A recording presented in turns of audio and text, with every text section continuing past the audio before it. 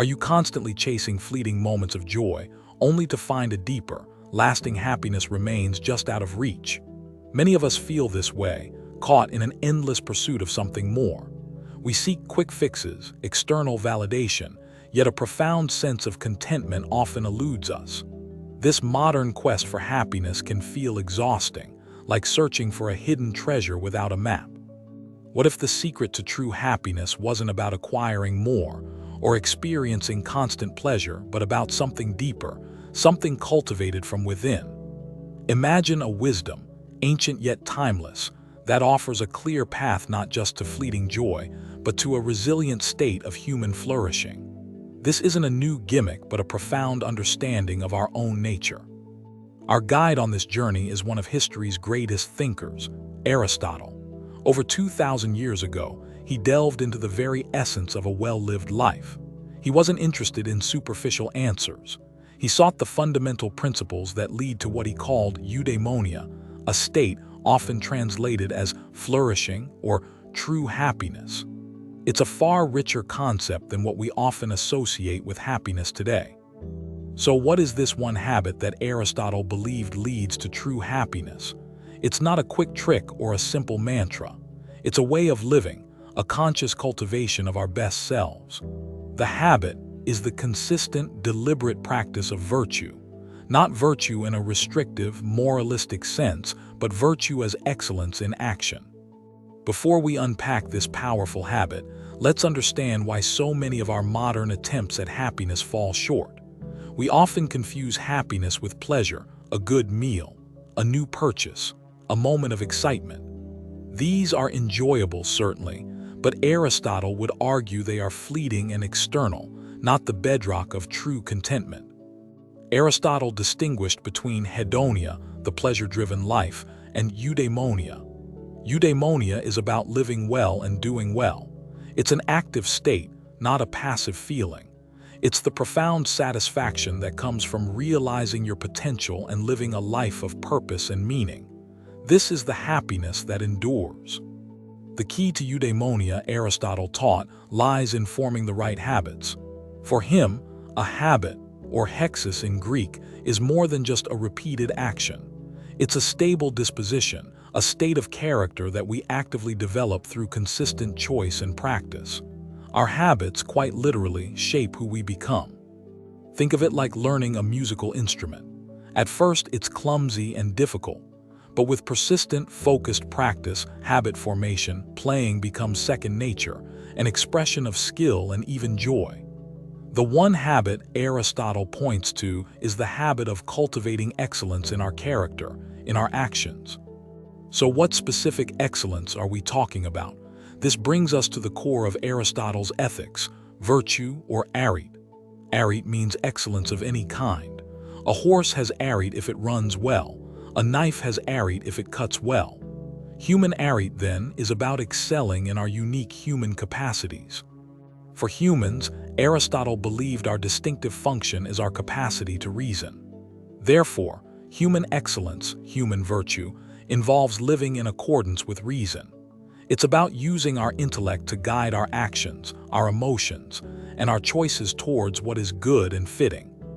The one habit, then, is the consistent practice of choosing and acting virtuously, guided by reason. It's not about one specific action, but a meta-habit, the habit of striving for excellence in all relevant aspects of life. This transforms virtue from an abstract idea into a lived reality. But what are these virtues? Aristotle identified many, such as courage, temperance, generosity, justice, and practical wisdom. These aren't rigid rules, but rather cultivated states of character that enable us to respond well to life's varied situations. They are the colors on the palette of a well-lived life. Consider courage. It's not fearlessness, which can be recklessness, nor is it cowardice. It's the reasoned disposition to face fear appropriately for the right reasons. This balance, Aristotle called the golden mean, is crucial for understanding virtue. The golden mean suggests that virtue often lies between two extremes, a deficiency and an excess. For example, with generosity, the deficiency is stinginess, and the excess is prodigality. The virtuous person finds the appropriate middle ground, guided by reason and context. This habit of virtue is not about achieving perfection. It's about the consistent effort, the ongoing process of self-cultivation. Every choice to act with courage, with temperance, with justice, reinforces the habit and shapes our character towards flourishing. You might wonder, how do I even begin to cultivate these virtues? Aristotle's advice is practical. We become just by doing just acts, brave by doing brave acts. It starts with conscious action, even if it feels forced at first. Repetition turns action into disposition. Think of a small, daily opportunity. Perhaps it's choosing patience in a frustrating moment instead of anger. This is practicing the virtue of temperance, or speaking up for what's right, even when it's uncomfortable, practicing courage and justice. Each instance is a step. The beauty of this one habit, the habit of cultivating virtue, is that it is universally applicable. It's not tied to a specific culture, profession, or stage of life. It's about being the best human being you can be, in whatever circumstances you find yourself. This is not a passive path to happiness. It requires effort, reflection, and a commitment to growth. But unlike the endless chase for external pleasures, this effort is deeply rewarding, leading to a robust sense of self and purpose. It's an investment in your own flourishing. So the one habit isn't simply be good. It's the habit of intentionally cultivating specific excellences of character through reasoned action. It's about becoming a virtuous person because, for Aristotle, the virtuous person is the happy person. Happiness is the natural outcome of a life lived well. Let's delve deeper into how we cultivate this. The first step is self-awareness. We must understand our own tendencies, our strengths, and the areas where we typically fall short of the mean. What are your characteristic excesses or deficiencies? Once we have some self-knowledge, we can consciously choose to act differently. If you tend towards impatience, a deficiency of patience, actively look for opportunities to practice patience. Set small, achievable goals. Each success builds the muscle of that virtue. Aristotle also emphasized the importance of role models or mentors, people who embody the virtues we wish to cultivate. Observing and learning from them can provide guidance and inspiration on our own path. Who exemplifies the kind of excellence you aspire to? Crucially, this process isn't about suppressing emotions. It's about training them. Virtuous action often involves feeling the right emotion to the right degree at the right time. Reason helps us educate our emotions so they align with our values. Consider generosity. The truly generous person doesn't just give, they enjoy giving appropriately. Their emotions are aligned with their virtuous action. This integration of reason, emotion, and action is key to the Aristotelian concept of a flourishing life. The habit of virtue is also deeply connected to finding your function or purpose, as Aristotle might put it. What are your unique talents and capacities? Living virtuously involves developing these and using them for good, contributing to something larger than yourself. This doesn't mean you need a grandiose life mission. It can be found in your daily roles, as a parent, a friend, a professional, a community member. In each role, there are opportunities to act with excellence, to practice specific virtues relevant to that context. The one habit is therefore a commitment to a continuous journey of becoming. It's not a destination you arrive at and then stop. True happiness, in this Aristotelian sense, is found in the active, ongoing engagement with this process of self-cultivation. You might ask, isn't this difficult? Yes, at times it can be. Changing ingrained patterns and cultivating new dispositions requires conscious effort. But Aristotle would argue that the alternative, a life lived without striving for excellence, is ultimately less fulfilling. The reward is not just a fleeting feeling, but a deep, abiding sense of well-being that comes from living a life aligned with your highest potential. This is eudaimonia, the joy of a soul living at its best, expressing its true nature through virtuous activity. Let's consider the virtue of temperance. In a world of instant gratification and endless temptation, temperance, moderation in enjoyment of pleasures, is more relevant than ever. It's not about denial, but about reasoned enjoyment, ensuring pleasures serve our well-being, not control us.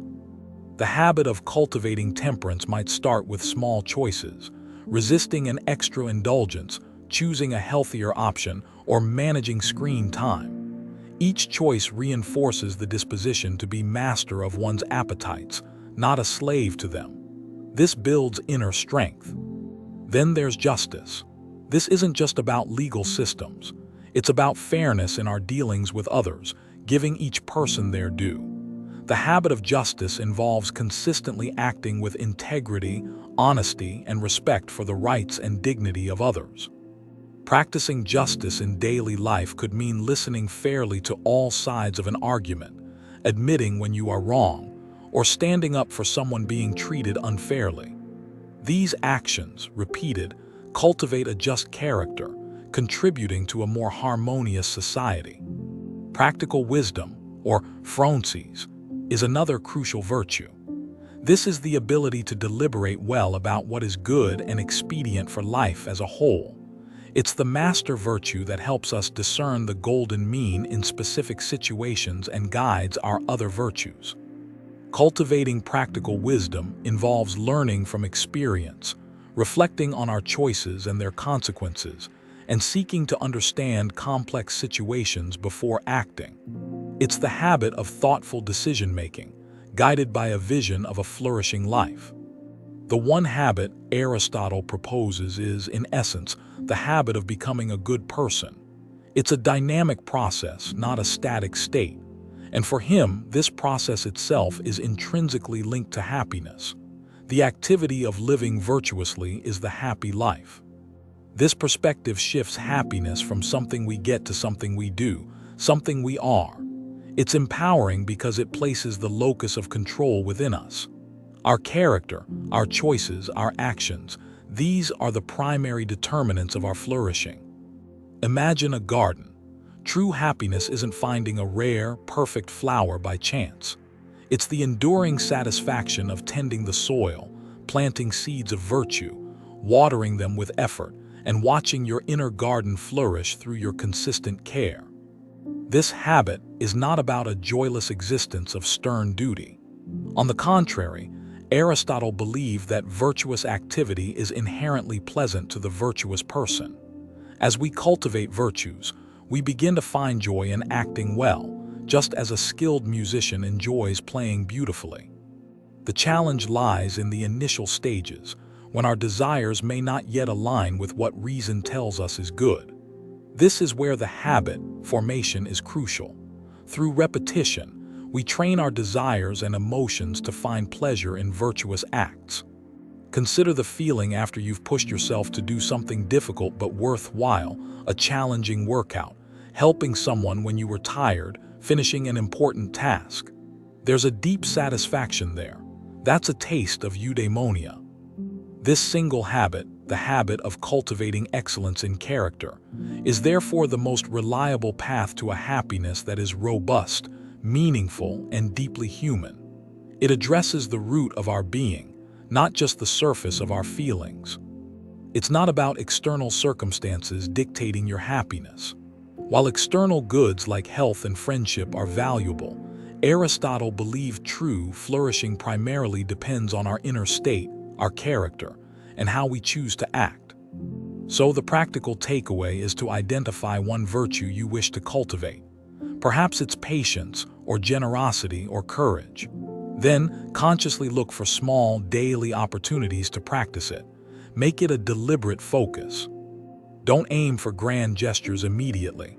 Start small. If courage is your focus, perhaps it's speaking your mind respectfully in a low-stakes situation. Each small act builds the muscle of that virtue. Reflect on your actions. At the end of the day, ask yourself, where did I act in line with my chosen virtue? Where did I fall short? What can I learn? This reflection is part of cultivating practical wisdom. Remember, this is a lifelong practice. There will be setbacks, The key is not perfection, but persistent effort and a commitment to growth. The journey itself is where the flourishing happens. The one habit is to make virtue your compass, guiding your choices and actions. When you live by this compass, you navigate towards a life of genuine fulfillment, purpose, and yes, true happiness. It is the art of living well. This Aristotelian approach doesn't promise constant bliss or an absence of pain. Life will always have its challenges, but it promises a resilient kind of happiness, a deep contentment that comes from knowing you are living your best life in accordance with your highest self. When you embody this habit, you begin to see challenges not as mere obstacles, but as opportunities to practice virtue, to be courageous, to be resilient, to be wise. This reframing itself is a source of strength. The happiness Aristotle describes is not selfish. Virtues like justice, generosity, and kindness are inherently social. A flourishing individual contributes to a flourishing community. Our well-being is interconnected. Imagine a society where more people actively cultivated these excellences of character. What would that look like? How would our interactions change? This ancient wisdom has profound implications for our modern world. The one habit is ultimately about taking responsibility for the quality of your inner life, and by extension, the quality of your actions in the world. It's a profound act of self-stewardship. This path requires you to be an active participant in your own life, not a passive spectator waiting for happiness to arrive. You are the sculptor of your character, and your tools are your choices and actions. Consider the alternative: a life lived without this intentional cultivation. It risks being driven by fleeting impulses, external pressures, or unexamined habits, often leading to regret or a sense of unfulfillment. The choice is ours. The beauty of Aristotle's insight is its timelessness. Human nature, in its fundamentals, hasn't changed. The desire for a meaningful, flourishing life is universal. His guidance on how to achieve it is as relevant today as it was millennia ago. So what is one small step you can take today to begin cultivating this habit of virtue? Don't be overwhelmed. Just one conscious choice, one deliberate action in line with an excellence you value.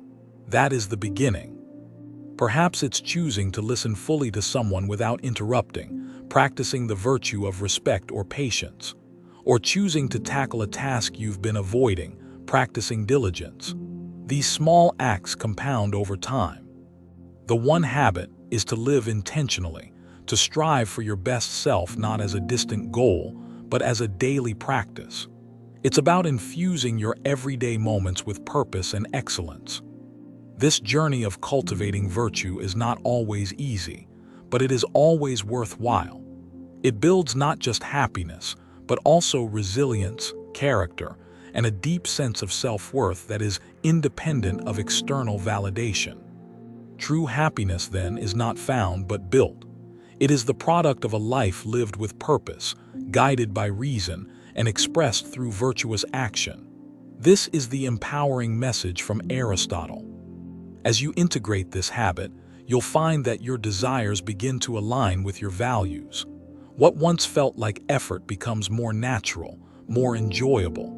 You begin to find joy in the very act of striving for excellence. This is the transformation Aristotle envisioned. From a life pulled by disparate desires to a life guided by an integrated, virtuous character, leading to a state of genuine, lasting flourishing. So the one habit that makes you truly happy, according to Aristotle, is the consistent, conscious cultivation of virtue, the pursuit of excellence in all that you do, guided by reason. It's a lifelong journey, but one that defines a truly well-lived life. This isn't about achieving a fixed state of perfect virtue. It's about the ongoing commitment to the process. The striving itself, when done with awareness and intention, is where much of the value and, yes, happiness lies. Ask yourself, what kind of person do I truly want to be? Let the answer to that question guide your choices. Let the pursuit of that ideal be your habit. This is the essence of Aristotelian happiness. The path to true happiness is not a secret shortcut, but a dedicated craft. It's the craft of living well, of shaping a character worthy of admiration, primarily your own. This is within your reach, starting now. Embrace this one habit, the habit of virtuous living. Let it be the foundation upon which you build a life of meaning, purpose, and profound, enduring happiness. The power to flourish lies within you. Remember Aristotle's wisdom. Happiness is an activity of the soul in accordance with virtue. Let your actions today, however small, be guided by this profound insight. Your journey to true flourishing begins with that conscious choice.